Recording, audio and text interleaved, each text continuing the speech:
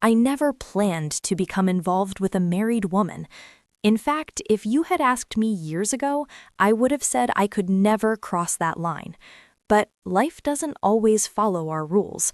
Sometimes it pulls you into situations quietly, one small step at a time, until you wake up and realize you're already too deep.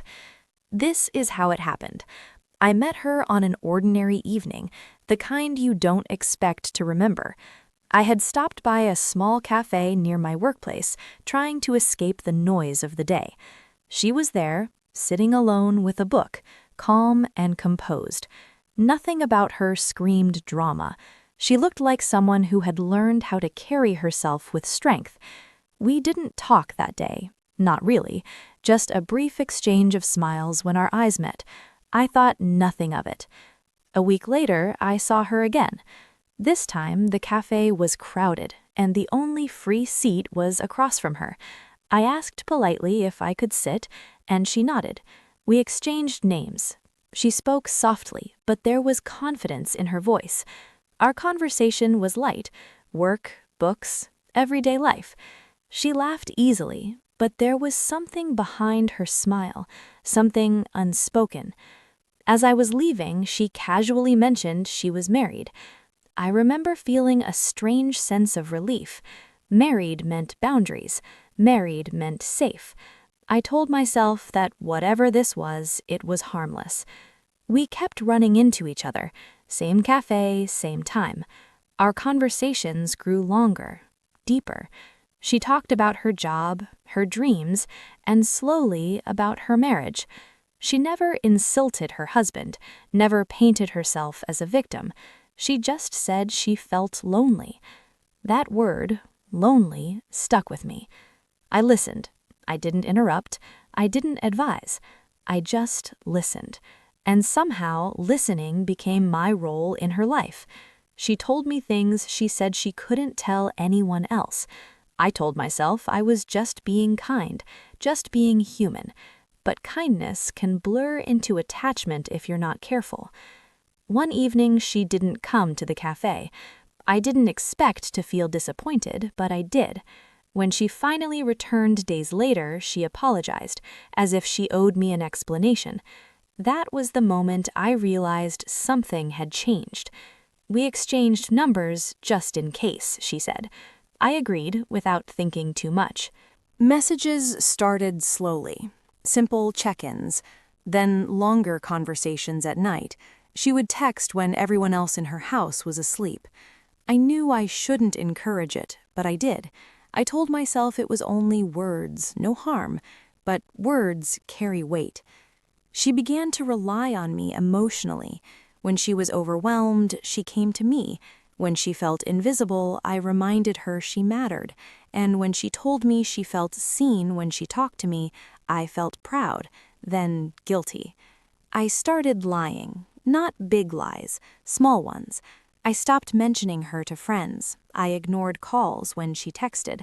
I adjusted my schedule around conversations that should never have mattered this much. One night, she told me she wished she had met me earlier in life.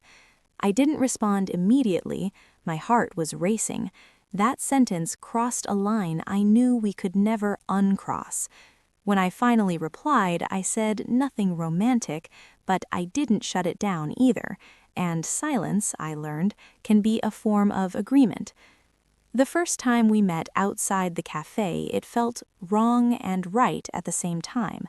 We walked, we talked, we kept our distance physically, but emotionally we were closer than ever.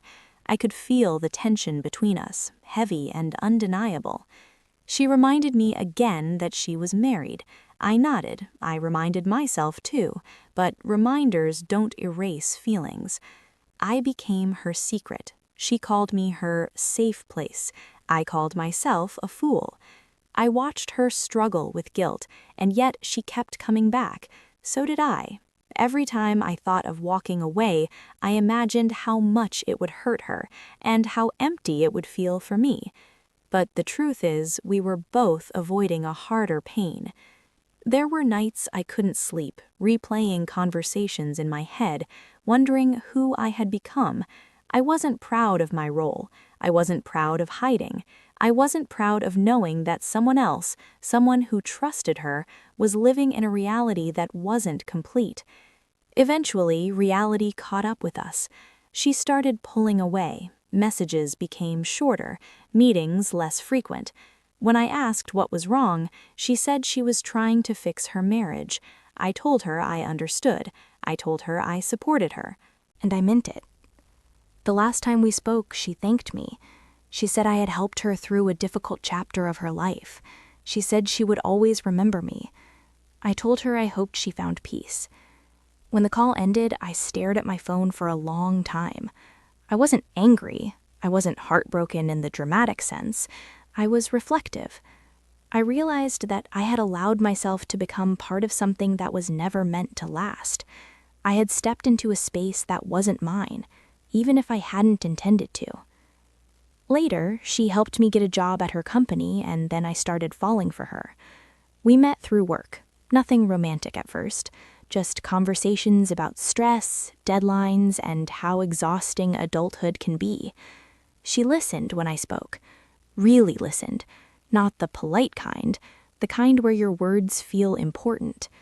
She told me her marriage was fine. That word again and again. Fine. But I noticed how her eyes changed when she said it. There was distance there, loneliness disguised as stability. Over time, our conversations stretched longer. Lunch breaks became coffee breaks became evening messages, and those messages became the most dangerous thing of all, comfort. She started opening up slowly, about how her husband was always busy, how silence had replaced affection, how she felt invisible in her own home. I didn't interrupt. I didn't judge. I just listened. And that's how it happened. Not with touch, not with desire, but with emotional closeness. She would message me late at night. "Are you awake?" And I always was. The first time I realized I was in trouble was when she was busy. Not when she was gone, but when she was busy with her husband. Jealousy crept in quietly. Then came the night everything changed. We stayed late at work, just us, the building almost empty. She laughed at something small I said, and for a moment the sadness disappeared from her face. I reached out without thinking. My hand brushed hers. She didn't pull away. Instead, she exhaled slowly, like she had been holding something in for years. We stood there, too close, too silent. What followed wasn't rushed. It wasn't wild. It was gentle, careful. Two lonely people holding each other like they were afraid to break. There was no passion filled with excitement, only longing, a need to feel wanted, a need to feel seen. That night didn't feel like a victory. It felt like a secret being born. After that, everything changed. She would go home to her marriage and come to me with her emotions. I became her escape. She became my obsession. We shared stolen moments, quiet touches, long looks that said too much. But guilt lived between us. Every smile carried weight. Every laugh ended too soon. She cried often, said she felt torn. I told myself I could handle it. I lied. One day she pulled away. Messages became short. Meetings felt cold. Then she told me her husband suspected something. That night, she didn't ask me to wait. She asked me to let go. "I need to fix my marriage," she said, her voice shaking. I nodded, but inside something collapsed. She left. No drama, no confrontation, just absence. Weeks passed, then months. Sometimes I still see her online. Sometimes I wonder if she's happy. Sometimes I hate myself for ever answering that first message.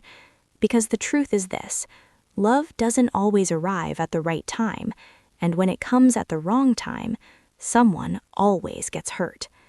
I wasn't angry. I wasn't heartbroken in the dramatic sense.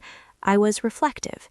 I realized that I had allowed myself to become part of something that was never meant to last. I had stepped into a space that wasn't mine, even if I hadn't intended to. This story isn't about blaming her. It isn't about portraying myself as a hero or a villain. It's about how easy it is to drift into emotional situations without noticing the cost. I learned that being needed isn't the same as being right, that secrecy can feel exciting, but it slowly eats away at your peace, and that sometimes walking away is the most respectful thing you can do for everyone involved.